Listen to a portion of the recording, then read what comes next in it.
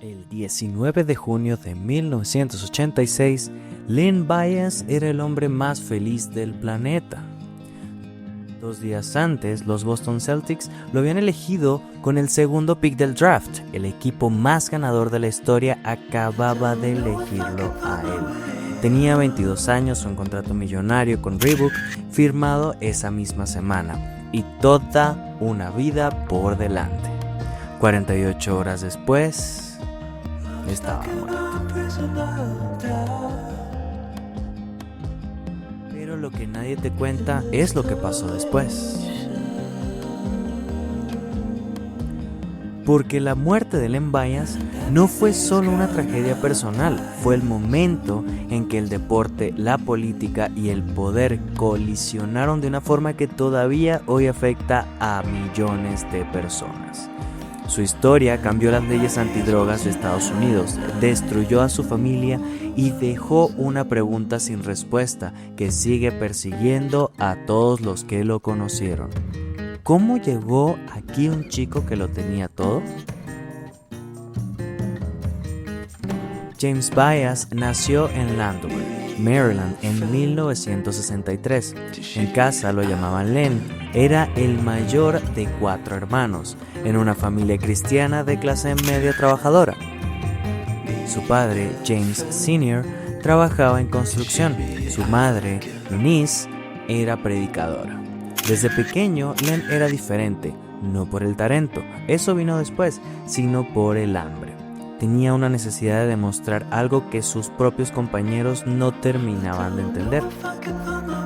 Cuando llegó a la Universidad de Maryland en 1982, el entrenador Lefty Driesell vio algo inmediato, un atleta que podía hacer todo, anotar, rebotar, defender. Un cuerpo de 2,3 metros que se movía como un base. Pero los primeros 2 años fueron difíciles, inconsistente, impredecible. Había noches en que desaparecía del partido como si no estuviera ahí. Y entonces, en su tercer año, algo cambió. Empezó a entrenar diferente, a llegar antes que nadie y salir después de todos. Sus compañeros recuerdan que se quedaba solo en la cancha hasta las 2 de la mañana, tirando el mismo movimiento una y otra vez. Ese año promedió 26 puntos por partido, el año siguiente 23, pero los números no cuentan la historia completa. Lo que hacía diferente a Len Bias no era lo que hacía en los buenos momentos, era lo que hacía cuando el partido estaba perdido. En Maryland lo llamaban The Man, no como apodo, como descripción. Michael Jordan lo llamaba su competencia más difícil. Piénsalo, el mismo año que Jordan era elegido novato del año de la NBA, Len Bias era el mejor jugador universitario del país. El 17 de junio de 1986, los Boston Celtics tenían el segundo pick del draft. Bird, McHale, Parrish, Ainge, el equipo más dominante de la época, y eligieron a Len Bias para construir el siguiente capítulo de esa dinastía. Eunice Bias lloró de emoción. Len firmó un contrato con Reebok esa misma semana, $8 millones en 1986. Todo lo que había soñado estaba sucediendo al mismo tiempo.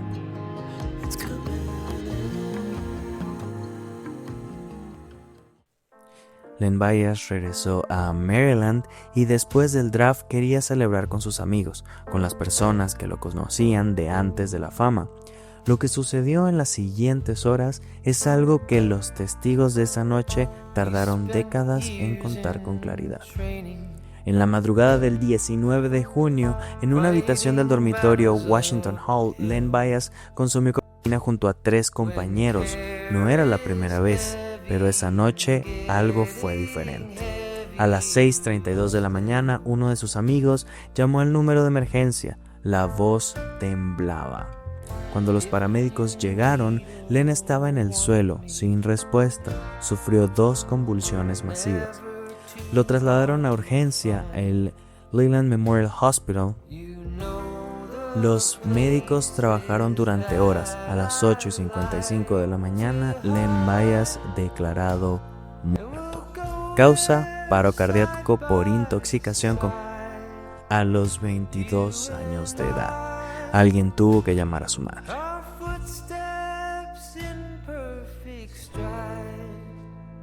Lo que pasó después de la muerte de Len Bias es una historia que va mucho más allá del deporte. El Congreso de Estados Unidos entró en pánico. En semanas, bajo una presión política brutal, aprobaron la Ley Antiabuso de Drogas de 1986, una legislación redactada en tiempo récord, sin audiencias científicas, sin datos reales, solo con miedo. Esa ley introdujo las llamadas Mandatory Minimums, penas mínimas obligatorias para posesión de drogas, sin importar el contexto, sin importar si eras consumidor o traficante. El resultado: durante las décadas siguientes, cientos de miles de personas, en su mayoría jóvenes negros de bajos recursos, fueron encarceladas por delitos de drogas no violentos bajo esas leyes. La muerte de un atleta de 22 años se convirtió en la justificación para uno de los sistemas de encarcelamiento masivo más grandes de la historia moderna. Los Celtics nunca se recuperaron. Bird se lesionó, McHale envejeció. El equipo que iba a ser reforzado por Len Bias entró en un declive durante años. Muchos historiadores del deporte argumentan que su ausencia alteró el balance del poder de la NBA durante una década, y su madre, Louise Bias, hizo algo que nadie esperaba. En lugar de destruirse, se reconstruyó.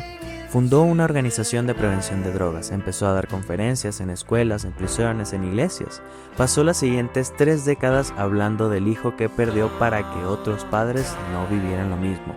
Dijo una vez en una entrevista algo que resulta imposible de olvidar: Len no murió para que yo me derrumbara, murió para que yo me levantara. Hay una pregunta que siempre aparece cuando se habla de Len Bias. ¿Qué hubiese pasado si vivía? ¿Hubiera sido el mejor de su generación? ¿Hubiera arrebatado el trono a Jordan? ¿Hubieran Celtics ganadores de 3, 4, 5 anillos más?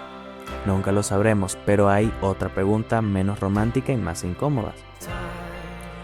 ¿Por qué la muerte de un atleta famoso generó leyes que afectaron a millones de personas anónimas? ¿Por qué el pánico político valió más que la evidencia científica? ¿Y cuántas historias como la de Len Bias, vidas brillantes destruidas en un instante, jamás llegaron a ninguna cámara de televisión? Len Bias vivió 22 años. Jugó 0 partidos en la NBA y cambió la historia de un país.